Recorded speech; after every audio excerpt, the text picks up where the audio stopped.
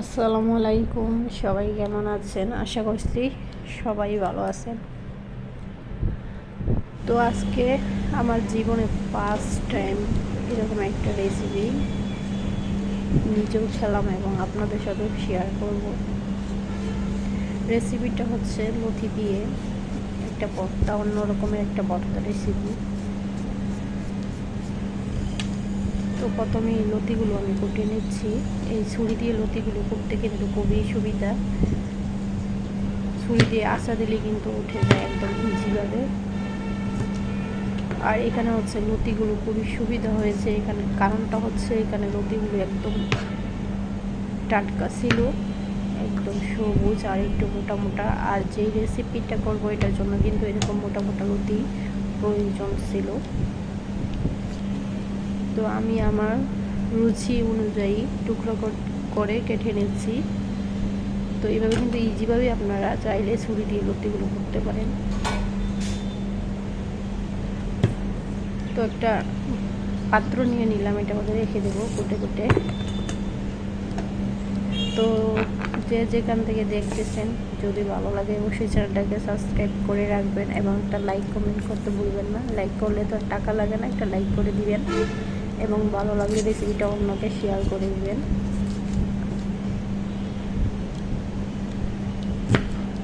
তো লতিগুলো করতে কিন্তু খুব বেশি সময় লাগে নাই, কারণ হচ্ছে এই ছুরিটা দিয়ে কাটতে কিন্তু আমার খুব ইজি হয়ে গেছে। অনেক সময় হয়তো বড়ি দিয়ে কোটা হইতো, বড়িতে গিয়ে আমার কাছে মনে হইলো এইভাবে কিন্তু সুবিধা হচ্ছে আমার কাছে অনেকটা।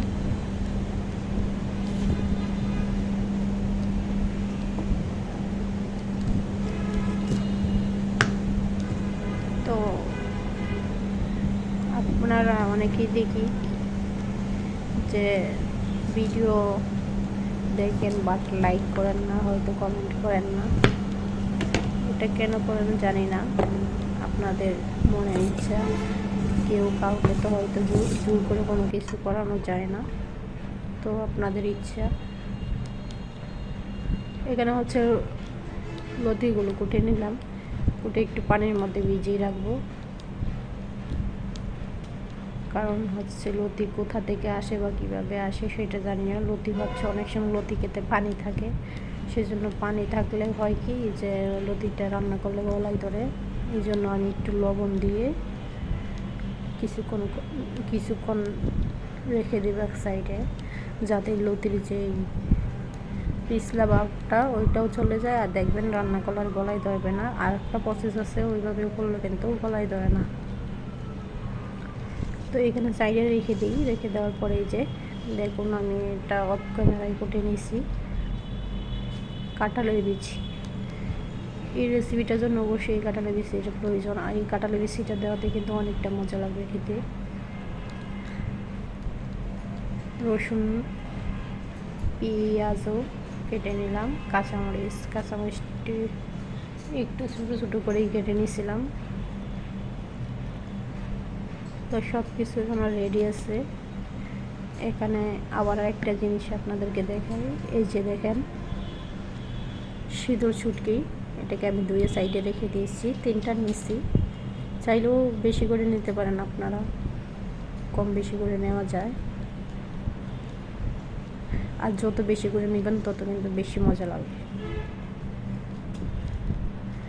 তো লতিগুলি রাইখা দিয়েছি যে ওই সাইডে, ওগুলো কিন্তু অনেকটা পানির মধ্যে পিছলা পিছলা ছেড়ে দিছে। আর খুব ভালো করে এখন আমি ধুয়ে নেব, যতক্ষণ পর্যন্ত পিছলা পিছলা বের হয় ততক্ষণ পর্যন্ত ধুয়ে নেব। আর এটা ভিজিয়ে রাখার পর কিন্তু পানিটা কালো হয়ে যায়, যতক্ষণ পর্যন্ত সাদা পানি না আসবে ততক্ষণ ধুয়ে নেবেন, দেখবেন খুব ভালো ফল পাবেন, একদমই গলায় ধরবে না।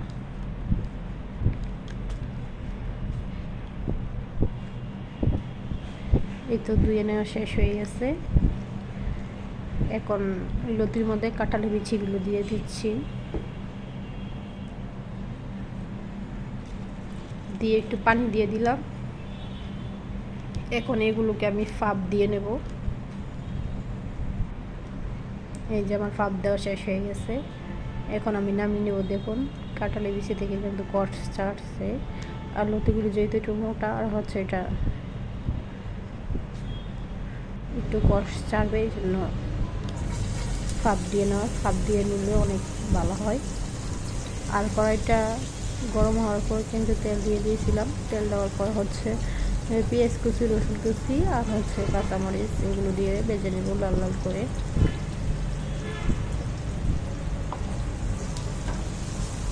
ভিডিও যেদিন করি ওই দিন তো 2-3টা করে রাখি সময় পাইলে, আর যদি সময় পাই তাহলে কিন্তু আপলোড করতে পারি। আর যেহেতু ওয়াইফাই চালাই এই জন্য অনেক সময় কারেন্ট থাকে না, আবার হচ্ছে সময় পাই না। জানেন সবাই আমার ছোটো একটা বাচ্চা আছে, তো সে কিন্তু অনেক দুরন্ত, তার জন্য আর কি।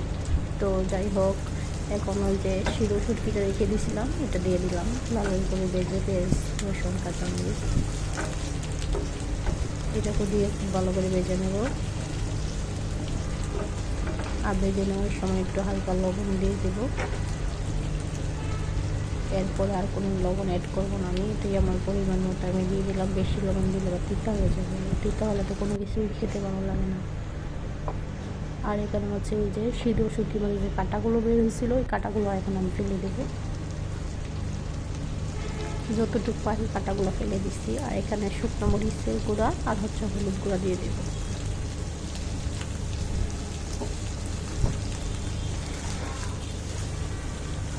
জানি না কেন এখন চারদিক দিয়ে ঠান্ডার জ্বর এরকম হচ্ছে। আমার ছেলেটাও খুবই অসুস্থ, আমারও কিন্তু অনেক ঠান্ডা। একটু গরম লাগলেই কিন্তু আমার ঠান্ডা লেগে যায়, জানি না কীরকম হয় এখন এই রেসিপিটা। ভেবেছিলাম প্রথমেই যে কীরকম হয় না কীরকম হয়, কিন্তু খাওয়ার পর রান্না করার পর বুঝতে পেরেছি যে এটা আসলে খুবই মজা। অবশ্যই বাসায় ট্রাই করবেন, যখন আমার মতো এরকম জ্বর ঠান্ডা মানুষের থাকবে বা আপনাদের থাকবে তখন কিন্তু রান্না করে খাওয়াতে পারেন। আপনাদের বাসায় কোনো মানুষের থাকলে এরকম মুখের মধ্যে ওলছি দেখুন, তাদের খেতে ভালো লাগবে।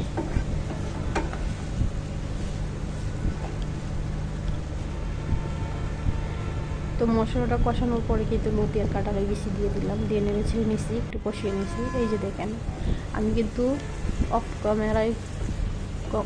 ক্যামেরায় কিন্তু খুব ভালো করে আবারও নেড়ে ছেড়ে নিয়েছিলাম। আর হচ্ছে লতিটাও কিন্তু অনেকটা ভেঙে গিয়েছিলো। আর এই রেসিপিটার জন্য আর এলু ভর্তাটার জন্য কিন্তু এরকম কাঠের খুন্তি হলে ভালো হয়, কারণ তখন আপনারা কি করবেন, কাঠের খুন্তি দিয়ে যখন 80% সিদ্ধ হয়ে যাবে গুঁথে দিবেন, তখন দেখবেন সুন্দর করে এটা মিহিন হয়ে যাবে, আবার ভেঙে যাবে লতিটা। এই যে দেখুন অনেকটা কিন্তু ভেঙে গেছে, আবার একটু নেড়ে ছেড়ে দিচ্ছি। খুবই ঠান্ডা, কি বলবো গাইস, এতটা ঠান্ডা ভালো লাগতেছে না, মাথাটা খুবই ব্যথা করছিল। আর যেহেতু 2-1 দিন আগে ভিডিওটা করে রাখছি, ভাবলাম আপলোড করে দিই, এই জন্য দোয়া করবেন যাতে আমি আমার ছেলে খুব তাড়াতাড়ি সুস্থ হয়ে যায়। তো এখন আপনাদেরকে দেখাচ্ছি কীরকম হইল ভর্তাটা। জ্বরের মুখে কিন্তু খুবই ভালো লাগবে এই ভর্তাটা। অবশ্যই আরেকটু জাল দিয়ে বানিয়ে নেবেন, আর একটু শুটকি বেশি করে দিয়ে, যেহেতু আমরা খুব বেশি একটা শুটকি পছন্দ করি না তাও একটু দিলাম। আর আমি শুটকি দিলে কিন্তু খুব বেশি শুটকি দিই না, কারণ আমাদের খুব বেশি একটা পছন্দ না। আমার পছন্দ, বাট সবার তো আর পছন্দ হয় না, পরিবারের সবার মুখের স্বাদ কিন্তু এক রকমের হয় না। যেদিন আমার জন্য করি সেদিন আমি একটু শুটকি বেশি করে দিই আর জালটা একটু বেশি করে দিই। যদিও এখনও আমি খুব বেশি জাল খেতে পারি না, এখনও মাঝে মধ্যে খাই মন চাইলে। তো রেডি হয়ে গেল ভর্তাটা।